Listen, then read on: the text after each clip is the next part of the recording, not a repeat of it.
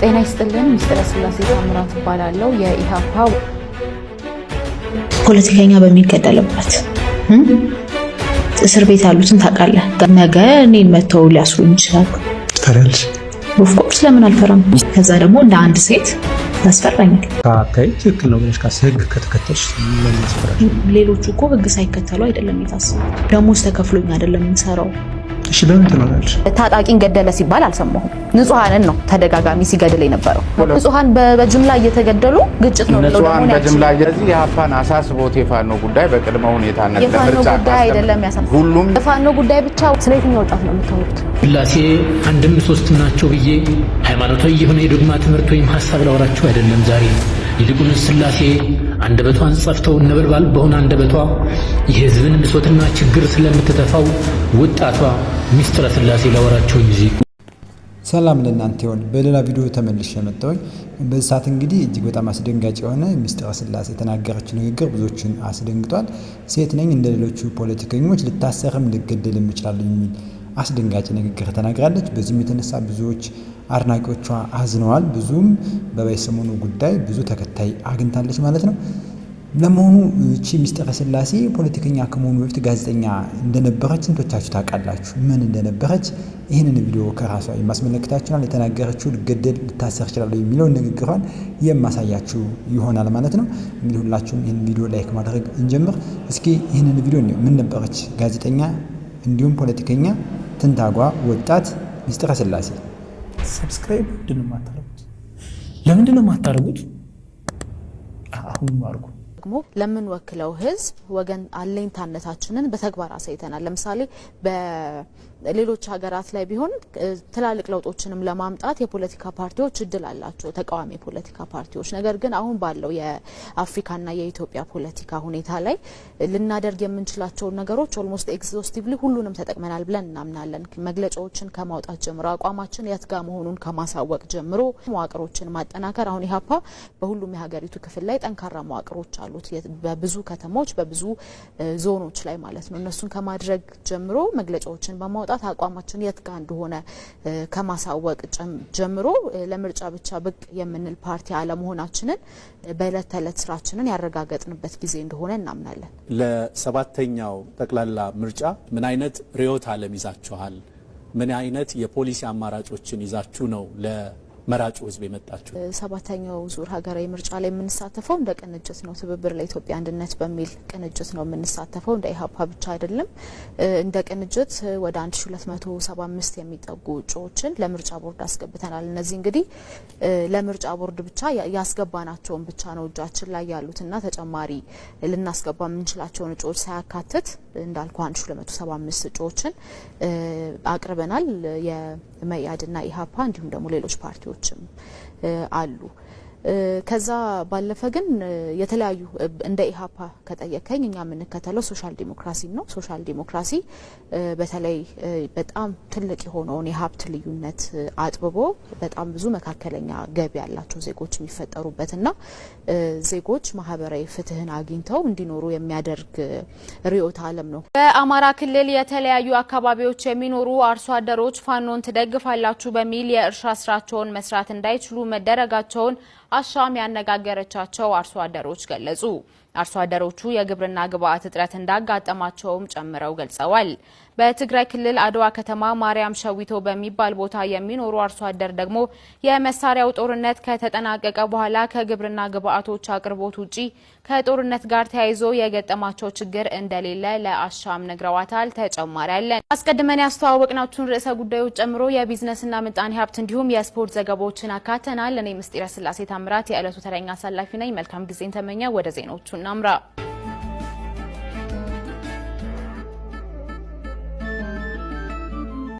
እንግዲህ እንደተመለከታችሁት ሚስጥረ ስላሴ ያንድ ሰሞን በዚህ ሳምንት ብቅ ያለች ፖለቲከኛ አይደለችም። ፖለቲከኛ ከመሆኗ በፊት እጅግ በጣም እሳት የላሰች ጋዜጠኛ ነበረች፣ አሻም ቴሌቪዥን ላይ የምታቀርብ።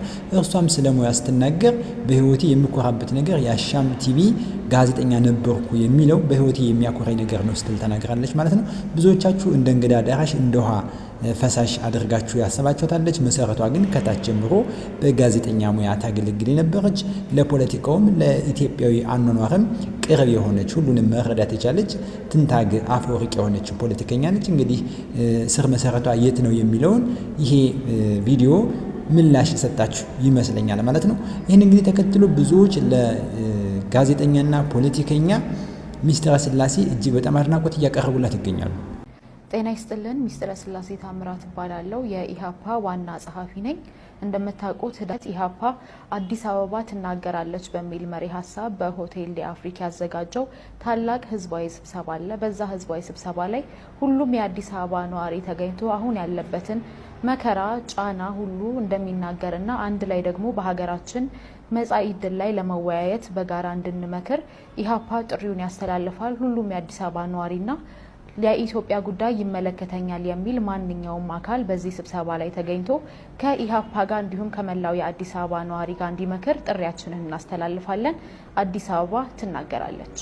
ምስጢረ ስላሴ ስላሴ አንድም ሶስትም ናቸው ብዬ ሃይማኖታዊ የሆነ የዶግማ ትምህርት ወይም ሐሳብ ላወራችሁ አይደለም ዛሬ። ይልቁንስ ስላሴ አንደበቷን ጸፍተው ነበልባል በሆነ አንደበቷ የህዝብን ብሶትና ችግር ስለምትተፋው ወጣቷ ሚስጥረ ስላሴ ላወራችሁ እንጂ ወንዱ ተንበጫብጮ እንዲህ አይነት የመኖርና የህልውና ጥያቄዎችን የሚያነሱ ሰዎች ሲሰማ ረስት ኢን ፒስ እያለ ኮሜንት ላይ ሙድ በሚይዝበትና በሚያሾፍበት በዚህ ዘመን እንዲህ አይነት ሴት መልከው ወጣት ከየት ተገኘች? ምንም እንኳን የኛ ሀገር ፖለቲካ ብሎም የአፍሪካ ፖለቲካ ፍጻሜው ቃሊቲ ወይም ማረሚያ ቤት ቢሆንም የህዝብን ስነ ልቦና በሚገባ ተረድቶ የህዝብ ልብ የሚሆን ለዛውም ሴትና አንደበተ ርቱዕ የተረጋጋች ሚስጥረ ስላሴን አይነት ጀግኒት ማግኘት ምንኛ ደስ ያሰኛል። ችግሩ የተገለጠበት ገዢው ፓርቲና የፓርቲው ጥቅመኞችና እስረኞች የሚመልሱት ቢያጡ በየሚዲያው ትችት የፓርቲ ቆመና ሆኖ ለማሸነፍ አያበቃም እያሉ እውነቱን እውነት ብሎ ከመቀበልና ራስን ለማስተካከል ከመሞከር ይልቅ ሐሳቡን ሳይሆን ልጅቷን ሲሳደቡ ሲመለከት በሐሳብ ልዕልና እናምናለን እያለ በየመድረኩ የሚናገረው አለቃቸው ከተራ ቅዠት ያላለፈ ተጨባጭ ነገር እንደሌለው ማሳያ ሆነኝ። ወጣቱ ንቆ የተወውን የእኛን አገር ፖለቲካ ሚስጥረ ስላሴ የምትባል ዘመንን የዋጀች ቃላት ከአንደበቷ ሲወጡ እኔን ተናገሪኝ፣ እኔን ተጠቀሚኝ እያሉ የሚታዘዙላት የተቀባባ ያላደለ መሬት ላይ ያለውን እውነት አፍርጦ መናገር የመፍትሄዋ አንድ አካል እንደሆነ የምታምን ትኩስ ኢነርጂ የተቸራት ሚስጥረ ነች። ፖለቲካን እንደ ሲኦል እንድንፈራ ላለፉት 50 ዓመታት ሲሰራብን ስለቆየ አሁን አብዛኛው ወጣት እኔንም ጨምሮ ፖለቲካል ኢሹ መናገርና ማውራት ስለ መብትህ እንኳን ቢሆን ራስህን በፈቃድህ ወደ ቂሊንጦ የመወረር ያክል ተደርጎ መታሰብ ከጀመረ ስለቆየ ማንም ችግሩን ደፍሮ መናገር የማይችል በውስጡ ያረረ ህዝብ ባለቤት ከሆን ድፍን 4 ዓመታትን አስቆጥረናል። በየሶሻል ሚዲያው ሚስጥረን የማያደንቅና የማያቆለጳጵስ ማንም የለም። ሚስጥረን ያደነቋት ኬንያውያን ወይም ደግሞ ናይጄሪያውያን ዜጎች አይደሉም፣ ይልቁንስ ደግሞ ኢትዮጵያውያን ናቸው እንጂ። ኢትዮጵያውያን አደነቋት ማለት ሐሳቧ ሐሳባችን ነው እንደማለት እንደሆነ መቼስ አይጠፋችሁም። ስለዚህ ሚስጥረ ምርጫ እንደማታሸንፍ ታውቀዋለች። በግለሰብ ደረጃም ምን ሊመጣባት እንደሚችል መረዳት አያዳግታትም። ግን ከህዝብ ለቅሶ አይበልጥም በሚል ለሳምንትም ቢሆን ልባችን እንድትደሰስ ላደረግሽልን ክበሪ። ስላሴም ከክፉ ሁሉ ይጠብቁሽ እያልኩ በጎን ሁሉ እመኝልሻለሁ። እናንተስ እንዴት አገኛችኋት? ምስጢረ ስላሴ የብሔራዊ ምርጫ ዋዜማ በሆነበት በዚህ ወቅት የወጣቶችና የሴቶች የፖለቲካዊ ተሳትፎ በቂ ባልሆነበት የኢትዮጵያ ፖለቲካዊ ስርዓት ውስጥ በትክክለኛው ሰዓትና በትክክለኛው ቦታ የተገኘችው ብርቱና አንደበተ ርቱዕ ሴት የኢሃፓዋ ሚስጥረ ስላሴ ታምራት። ይህች ወጣት ከሰሞኑን በብሔራዊ ቴሌቪዥን ውስጥ ጭምር ሽፋን በተሰጠው የብሔራዊ ምርጫ ቅስቀሳ ላይ ደምቃ ታይታለች። ከዛም በተጨማሪ በማህበራዊ ቪዲዮዎች ላይ ንግግሮቿ ተሰራጭተው የብዙሃንን ጆሮ መግዛት ችለዋል። ሚስጥረ ስላሴ በድፍረትና ስነ ምግባር በተሞላበት መልኩ የገዢው ፓርቲን ስትተች ስትሞግት እንዲሁም የራሷን ፓርቲ ጠንካራ ሀሳቦች ስታነሳ ታይታለች። ወጣቷ ሴት ፖለቲከኛ ሚስጥረ ስላሴ የፓርቲዋ ብቻ ሳይሆን የኢትዮጵያ ሴቶችና ወጣቶች ጭምር ወኪል መስላለች። የተፎካካሪ ፓርቲ ተወካዮች ጭምር በግርምት ሲመለከቱ ታይቷል። በማህበራዊ ሚዲያ ላይ እነዚህ ቪዲዮዎቿ ከተሰራጩ በኋላ በቪዲዮዎቿ ስር በርካቶች በጻፉት መልእክት ገና ካሁኑ አንቺን እንመርጣለን የሚሉ ቃላቸውን ሲሰጧት ተመልክተናል። ትብብር ለኢትዮጵያ የተሰኘውን ፖለቲካ ፓርቲዋን ወክላ እንግዲህ እቺ የፓርቲው ዋና ጸሐፊ የሆነች ትንታጓ ወጣት ፖለቲከኛና ጋዜጠኛ የሆነች ሚስጥረ ስላሴ በሰሞኑ በምርጫ ቅስቀሳ ላይ ባደረገችው ንግግር ብዙዎች ያደነቋት፣ ብዙዎች ያወቋት አናብስት ሴት ሆናለች ማለት ነው። እጅግ በጣም ብዙዎችን ያስደነቀች፣ ለብዙዎችም እጅ ባፍ ያስጫነች ድንቅ ሴት ነች እና እንግዲህ ባደረገችው ንግግር ባቀረበችው የምርጫ ቅስቀሳ ብዙዎችን ማንቃትና ብዙዎች ዘንድም ተቀባይነት ማግኘት ትችላለች ማለት ነው። ነገር ግን እንግዲህ ባስተላለፈችው ቪዲዮ ላይ ቪዲዮዋ በጣም ብዙ ቫይራል ብዙ ወጥቶ ነበር፣ ብዙ ሰው ተመልክቶታል። እንግዲህ ከዚህ የተነሳም ሰው ብዙ አስተያየት ሰጥ ነበር እና እጅግ በጣም ከሚደንቀው ልብ ከሚመስጠው ደግሞ አስተያየት ምንድነው ብዙ ወጣቶች የሰጡት አስተያየት ለመመልከት ሞክሬያለሁ። በእንደዚች አይነት ቆንጆ ሴት ጠቅላይ ሚኒስትር ወይም ፕሬዚዳንቱና መመራት እንፈልጋለን የሚል እጅግ አስገራሚ አስደናቂ የሆነ ኮሜንቶች መመልከት ያለው ማለት ነው። እንግዲህ ወጣት ጋዜጠኛ ይህንን ጋዜጠኛም ስትሆን ፖለቲከኛ የሆነች ሴት ይህንን ንግግር በማድረጓ ብዙዎች አድናቆቷን አግኝታለች ማለት ነው። ለመሆኑ ልታሰር እችላለሁ እፈራለሁ እንደ ሴት ብላ እጅግ በጣም ተናግራ አስደንጋጭ ሆናለች። እስኪ እንመልከቱ። ፖለቲከኛ በሚገደልበት እስር ቤት ያሉትን ታውቃለህ? ጋዜጠኞች፣ ፖለቲከኞች ነገ እኔን መተው ሊያስሩኝ ይችላሉ። ትፈሪያለሽ? ኦፍኮርስ ለምን አልፈራም እንዴ? የምትሄጂበት የፖለቲካ አካሄድ ትክክል ነው ብለሽ ህግ ከተከተልሽ ለምን ያስፈራሽ? ሌሎቹ እኮ ህግ ሳይከተሉ አይደለም የታሰሩት። ገብቶሃል? ምን ያው ልዩነቱ ፈርቼ ይተዋለሁ ወይስ አልተውም የሚለው ነው እንጂ እንደ ሰው ከዛ ደግሞ እንደ አንድ ሴት ያስፈራኛል። ማን እስር ቤት መግባት ይፈልጋል? እኔ አልፈልግም። ገብቶሃል? ምን መሰለህ አሁን ስልጣን ላይ ያሉት ሰዎች እኮ ከየትም የመጡ አይደለም፣ ኢህአዴግ ውስጥ የነበሩ ሰዎች ናቸው። እዛ ያንን እንደው እንደ ሰይጣን እየሳልክ እዛ ውስጥ የነበሩ ሰዎች ያንን ስርዓት ሲያስቀጥሉ የነበሩ ሰዎች መልአክ ሆነው ኢትዮጵያን ገነት ያደርጓታል ብሎ ራሱ ኤክስፔክት ማድረግ ፖለቲካዊ አዌ ካለመሆን ነው፣ አለመንቃት ነው በእኔ አረዳድ። አይሆንም ብለሽ ታስባለሽ? እንደዛ ሲሆን ለምሳሌ በየትኛውም ዓለም ላይ ከአንድ ፖለቲካ ወደ አንድ ፖለቲካ ሽፍት ይደረጋል። ምን ለውጥ አመጣው? የዛን ጊዜ ብዙ ሰው ለውጥ ማለት ታውቃለህ፣ ያንን ጊዜ የማይደግፍን ሰው ሲባል የነበረው እና ብዙ የተሰደብኩበት ጊዜ ነበር። ምን ታልሻል? ወይ ታው እስኪ ነው ማለት አንዳንድ ነገሮች ለመሰለሽ ከመሰረታቸው ሲሆኑ የተሻለ ይሆናል ብዬ ስለማስብ እኔ አንደኛ ይሄ ፖፑሊስት የሆነ ነገር አልወድም። ይሄ ህዝብ የሚያስፈልገውን እኮ ትናገራለህ። የሚፈልገውን መስማት የሚፈልገው ነው ብለህ እየተናገርክ ህዝብ ድጋፍ ለጊዜው ተሰበስብ ይሆናል። ከዛ በኋላ መጨረሻው ግን ልክ እንደዚህ ማለት ነው እና ያስታውቃል። ከመጀመሪያው ማለት አብረህ ስልጣን ላይ ያወጡህን ሰዎች ከዛ ደግሞ አብረህ ስትሰራ የነበረውን እንደ በኋላ ስንሰማ እንደ አምላክ ራሱ ተወዳቸው የነበሩ ሰዎችን ወጥተህ አሁን እነሱ እንደዚህ አድርገው እነሱ አንተ የት ነበር? ከዛኔ ራሱን እነሱ አደረጉ ያልከውን ነገር ስትሰራ እኮ ነበር አይደለም? እንደው ምን አይነት መልአክ ቀርቦ ልብህ ተለውጦ ነው ያንን እንትን ለማለት የበቃው? አምባገነን ነበር፣ ኢህአዴግ አምባገነን ነበር። ምንም የሚካድ ነገር የለውም። ማየት ማስተዋል ግን ያስፈልግ ነበር። እንደዚህ ነው ወይ ለውጥ የሚመጣው? ማን ናቸው እነዚህ ሰዎች? ትክክለኛ ለውጥ ያመጣሉ ወይ? ህዝብ እኮ ነው የታገለው አይደለም? እነዚህ ሰዎች ታግለውም አይደለም ኢንፋክት ወደ ስልጣን የመጡት።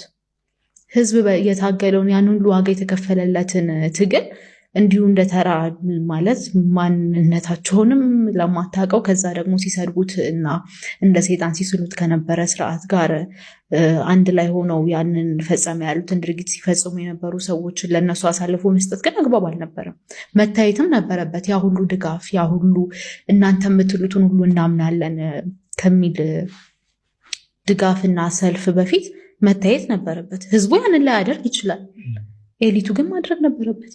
ኤሊቱ አብረው ጨብጭባል። አዎ በጣም ነው የሚያሳዝነኝ። እኔ አሁን እሱም ሳይ ያንቺ ላይ ምን ደረሰ ግን? በዛን ሰዓት ጋዜጠኛ ነበርሽ። በዛን ሰዓት የዛኔ ምን ተፈጠረ መሰለህ? ምለት ዝም ብዬ አርቲክሎች ምናምን እጽፋለሁ ምናምን። ጋዜጠኛ አልነበርኩም የዛን ሰዓት። ዝም ብዬ እጽፋለሁ፣ ፌስቡክ ላይ ምናምን ለጥፍ ነበር እና ከዛ ሰልፍ የዛኔ ሲወጣ ምናምን አይ ቆይ እዩት ቤትም ነው ቆይ እስቲ ትንሽ ብታዩት አይቻልም ምናምን እል ነበረ እና አይ ድሮም ምናምን አለ አይደል የዛኔ ሲባሉ የነበሩትን ለውጥ አትወዱም እንደዚህ አይነት ነገር ምናምን ይባል ነበር ከቤትም ጀምሮ ነው የምልህ። ከዛ ልክ ያ ቢሆን ደስ ይለኝ ነበር ማለት እኔ ተሳስቼ ቢሆናል አይደለ እኔ ተሳስቼ ወይ እንደዚህ የሚሉ ሰዎች ተሳስተው ትክክለኛ የለውጥ ኃይል ሆኖ ቢሆን በጣም ደስ ይለኝ ነበር። ግን አልሆነም በሚያሳዝን ሁኔታ። አንዳንዴ ስተት በሆንኩ የምትለው ነገር አለ አይደለ መለኪያ ያልኖርሻል የምን እንግዲህ በመጨረሻም በዛሬው ቪዲዮ ሚስጥረ ስላሴ ማናት የሚለውን እንግዲህ መግቢያ ላይ እንዳያችሁት ቀድሞ ፖለቲከኛ ከመሆኗ በፊት ጋዜጠኛ የነበረች በአሻም ቲቪ ላይ ተሰራ የነበረች ጋዜጠኛ ነች። በጋዜጠኝነቷም እጅግ በጣም የምትኮራ ባለሙያ እንደሆነች በተደጋጋሚ ተናግራለች ማለት ነው። እንግዲህ በዚህ ፖድካስት ላይ ደግሞ ቀርባ እንደተናገረችው እናንተም እንደሰማችሁት እንደ ሴት መታሰርን አልፈልግም፣ ያስፈራኛል፣ ያሰጋኛል፣ ሞትንም ያላግባብ ሞት መሞት አልሻም ብላለች። ነገር ግን ይህም ሆኖ አለች ደግሞ ይህም ሆኖ ግን ለህዝቤ መታገል እፈልጋለሁ፣ ድምፁን ማሰማት ድምፅን ላሰማለት እፈልጋለሁ፣ ለዓላማዬ መታገል ለዓላማዬ በጽናት መቆምን እስከ መጨረሻው ግብ አድርገን የተነሳው ለዓላማ ጽናት ያስፈልጋልና ለዓላማዬ ጽኑ ሁኜ እስከ መጨረሻው የመታገል ሀሳብ ፍላጎት አለኝ፣ የሚመጣውን ሁሉ የመጋፈጥ ድፍረቱም ሞራሉም ብቃቱም አለኝ ብላ ተናግራለች። ይህ ደግሞ ብዙዎችን ያስደነቀና በብዙዎች ልብ ዘንድ ተወዳጅነትን እንድታገኝ ያደረጋት ወጣት ጋዜጠኛና ፖለቲከኛ ሚስጥረ ስላሴ ይህች ናት። እንግዲህ ለዛሬ ያዘጋጀላችሁ መርሃ ግብር ይህንን ይመስላል። ሰላም ለእናንተ ይሁን። ሰላም ቆዩ።